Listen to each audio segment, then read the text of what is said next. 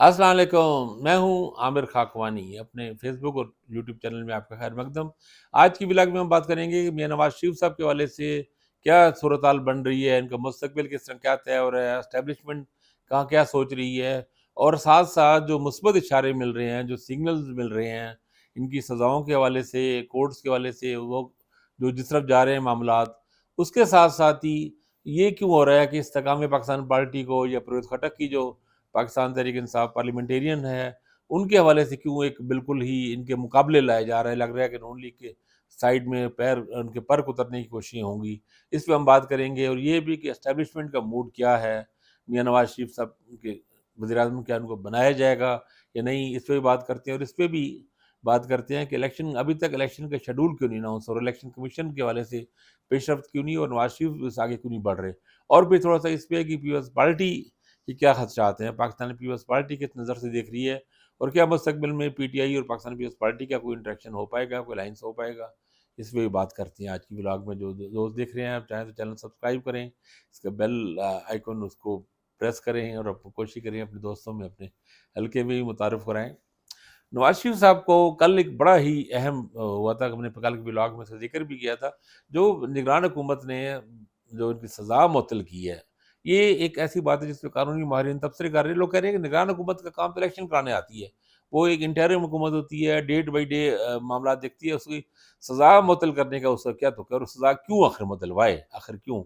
میں نے اس کا جواب لینے کی کوشش کی، لوگوں سے پوچھا، اس سے تو پتہ لگا کہ یہ بیسیکلی مسلم لیگ نون کی میاں صاحب کی سفارش پہ ہے، اور اسٹیبلشمنٹ کی طرف سے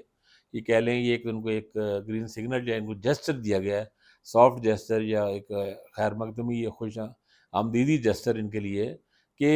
اگر یہ تھا، چونکہ اب آپ دیکھیں اسلام آباد ہائی کورٹ میں ان کی اپیل کا معاملہ ہے، تو 2 دن بعد انہوں نے 26 کی پیشی دی، تو ان کو لگا کہیں پر کہ عدالتوں کی ایسا نہ ہو جائے کہ عدالتیں ان کی ضمانت کینسل کر دیں یا کچھ کر دیں، سزا ان کی رہے، تو اسی لیے خود سرے سے سزا ہی معطل کر دی۔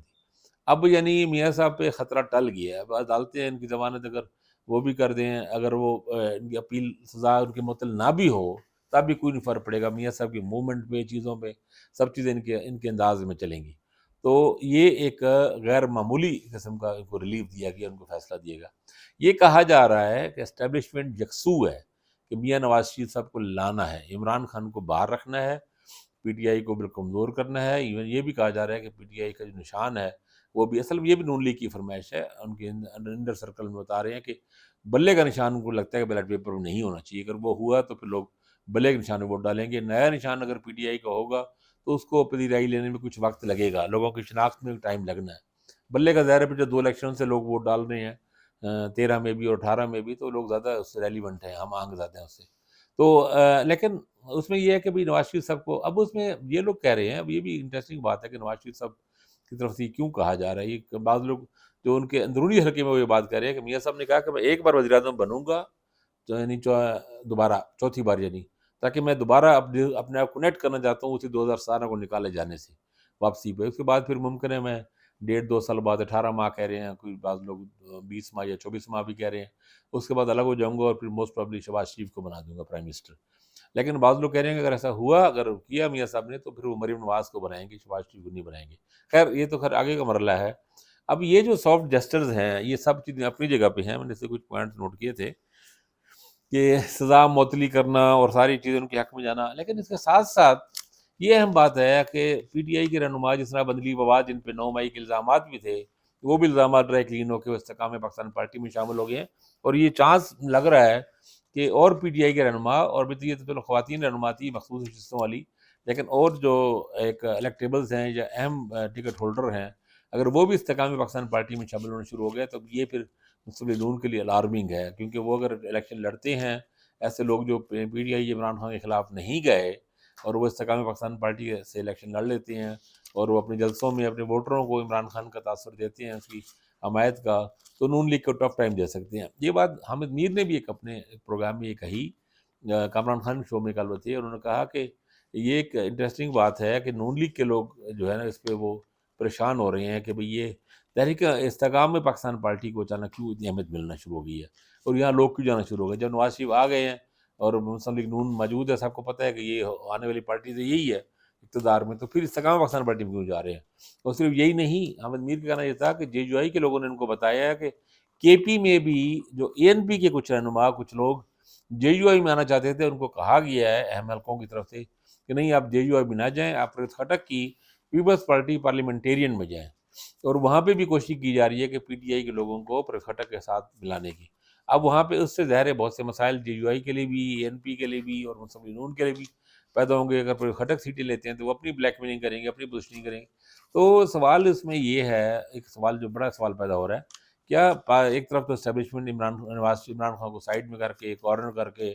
بالکل محصور کر کے، مقید کر کے، اسے قید کر کے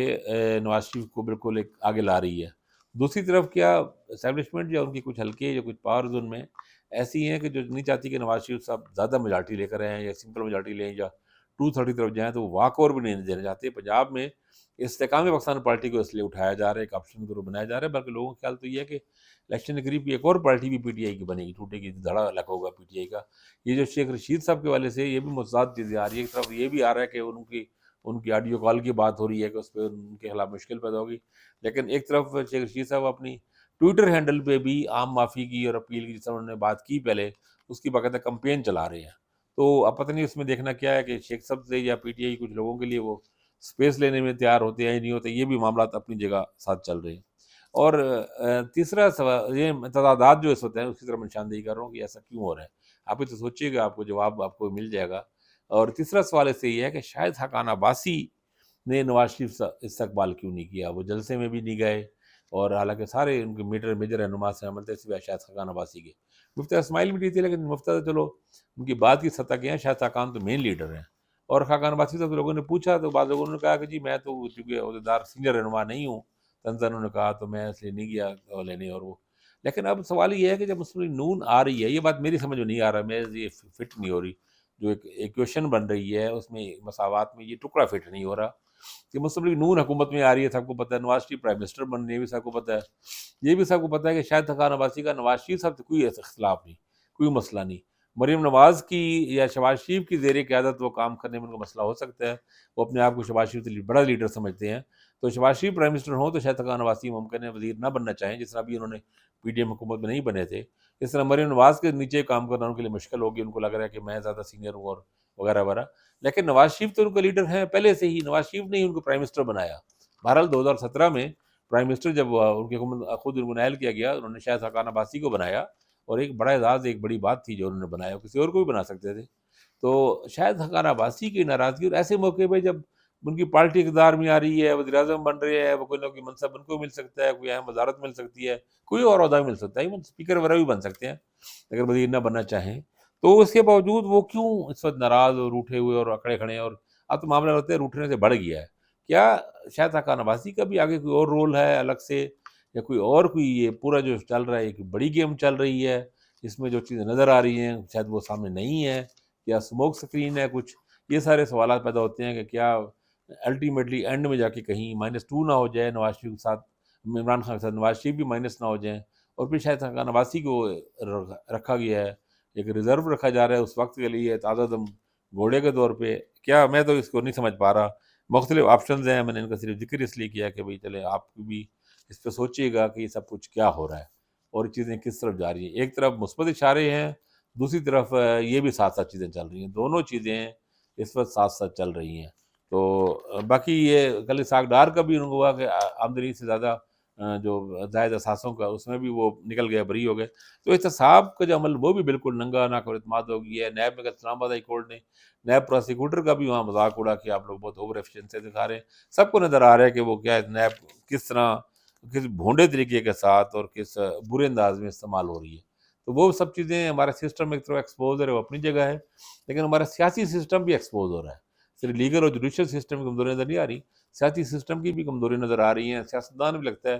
تیار بیٹھے ہیں کہ کوئی نہ کوئی ان کو استعمال کرے، اور بھاگ بھاگ کے دوڑ دوڑ کے وہ کام کرتے ہیں، وہ سروسز اپنی فراہم کرتے ہیں، اور یہ چل رہا ہے، سلسلہ پہلے بھی چلا، اب بھی چل رہا ہے، اور لگتا ہے چلتا رہے گا۔ اپنا خیال رکھیے گا، اللہ حافظ۔